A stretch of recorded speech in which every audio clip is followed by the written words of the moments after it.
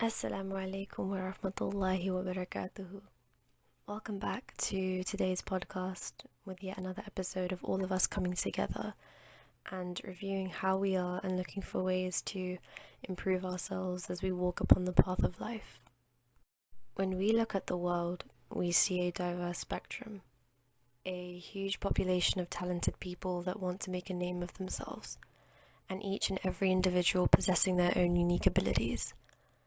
We as a society work to respect each other's passions and interests, encouraging one another to go after their dreams whilst they remain situated in this worldly haven we are all familiar with.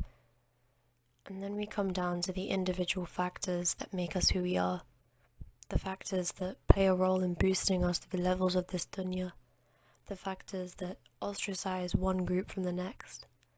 The harsh reality that most people are blinded by consensus opinion to the point where being open-minded is seen as deviancy, where educating yourself properly about one's religion or walks of life does not seem to be the better option, rather than dwelling in your own bias.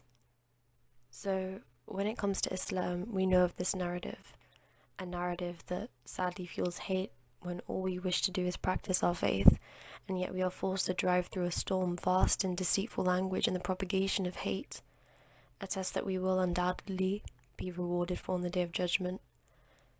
The trial where something we wear is forced to define us in what we can or cannot do, our freedoms, our choices, when Islamophobes implicate us to see our religion as a problem rather than something to be proud of, when we are posed with the test of deen over dunya, a test that isn't easy, but it is a test that we can get through successfully, inshallah. Let's talk about this from a Muslimah's perspective. Just another Muslim, as imperfect as anybody else, simply trying to share what I can to help myself and others to grow and flourish, inshallah. So when Muslim women come to the situation where they are posed with the choice, success or remaining true to their deen, why is it that the world we see today is begging for these events to be mutually exclusive? Why is it that both cannot walk hand in hand? I've seen it, and I can almost be certain that all Muslim women have experienced this too. The fact that when we walk around somewhere with a hijab and somebody decides to comment or stare, we have to face the truth of our reality. The reality where people cannot understand why we made a certain choice, choosing to litter a cloud of subjugation and misogynist influence over our heads as an objective truth, forcing us to believe that that is what it came from. That somebody else must be urging us to cover our heads and wear loose clothing, and that we could not have possibly made the decision for ourselves. Whilst attempting to unveil us with their words, they veiled themselves with a blindfold to the truth that a woman's choice will always be a woman's choice, regardless of whether it is to your liking.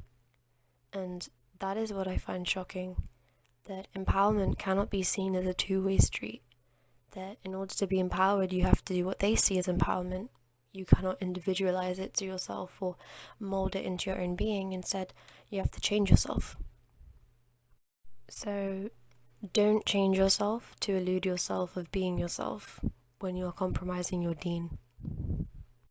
They say to take it off, and they say that you need to change, and they'll urge you to lose yourself to fit in, and they urge you to display your body for validation. And then they go and belittle those who want to make a choice, and they belittle those who don't do as they want. They belittle those people who prefer to dress modestly, and they alienate them, almost as if that we're a plague of misconduct. And yet, the true plague is the reality of the words to take it off and spread your wings. It's to be free but be confined to what society wants to see. Modesty and choosing to wear more has become reason for scrutiny, and yet we claim time and time again that humanity was born with acceptance, and it still possesses that acceptance. It's raging through their veins, but it is subjective.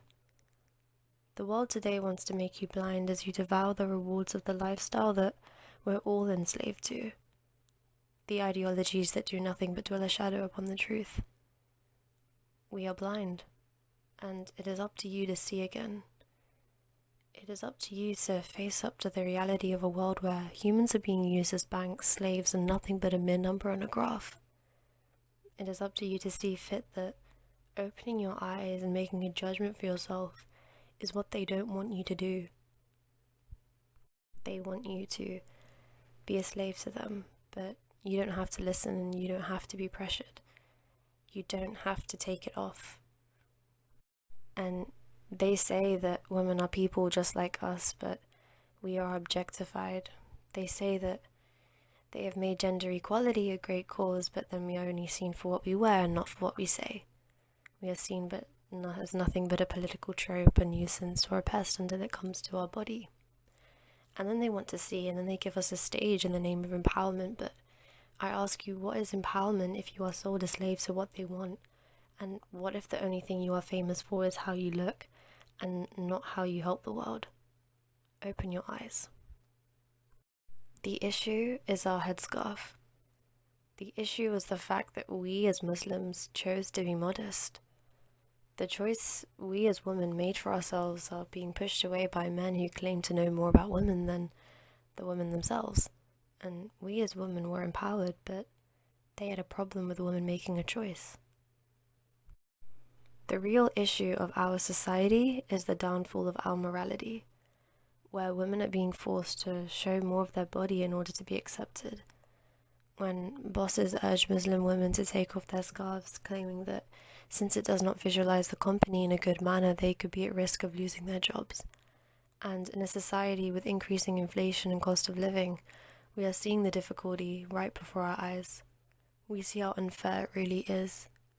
It isn't empowering, it is dehumanizing, to stand for what they want to see and not for the good of humanity. You are urged to hide yourself away from the world by showing a face of yourself that isn't really real.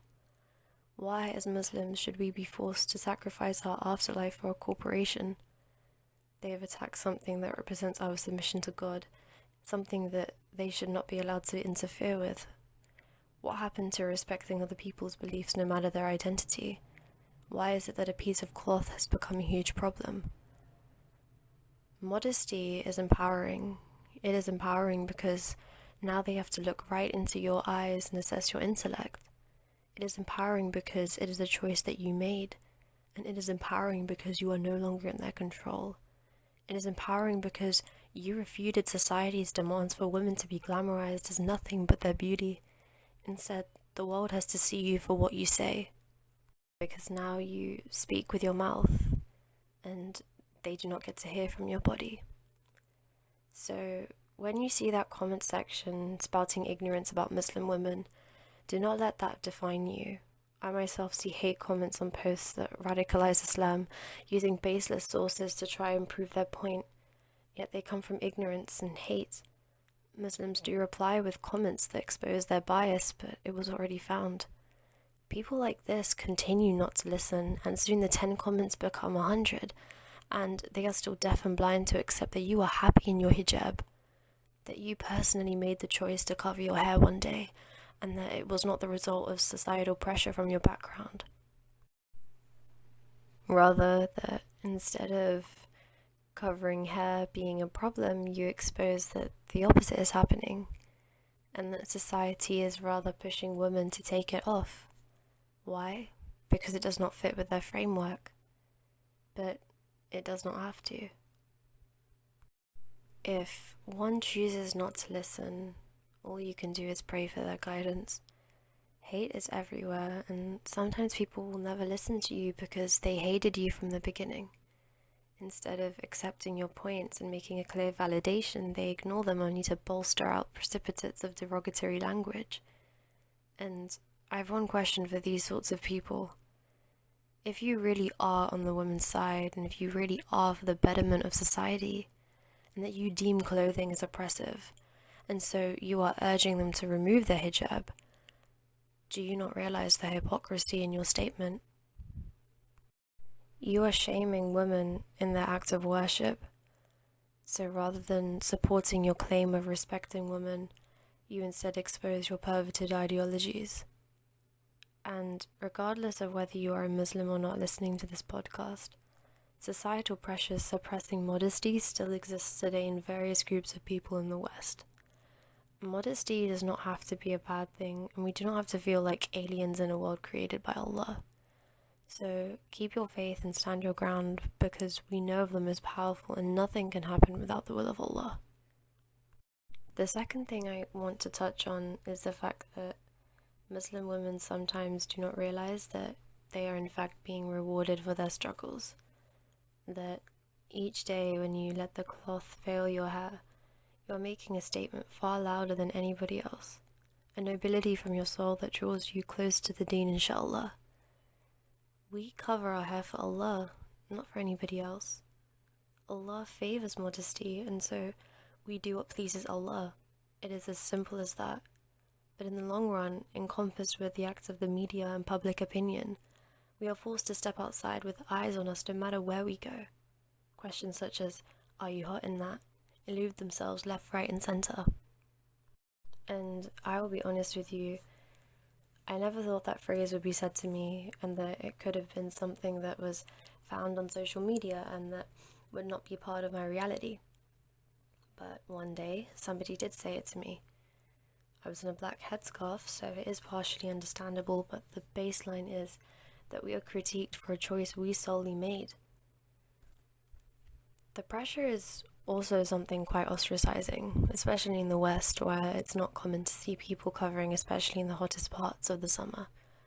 For example, sometimes you might want to go out with your family to the beach, and I'm not sure if I alone have experienced this, but there is a sense of awkwardness.